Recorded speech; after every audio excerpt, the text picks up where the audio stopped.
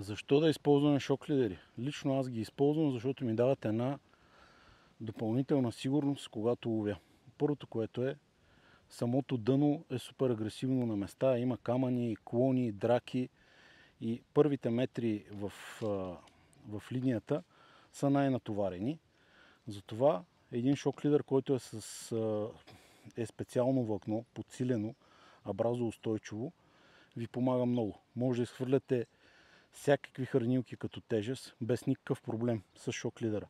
Няма го досадното пресукване около върха. Също така, другото голямо предимство е, че когато рибата стигне близо до вас, вие знаете, понеже възелчето минава през водачите и вече трябва да сте готови с кепа. Общо взето, използването на шок лидера има само преимущества, поне лично за мен.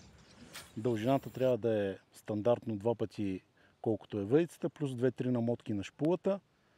Плетен шок лидер използваме, когато ловим на голяма дистанция.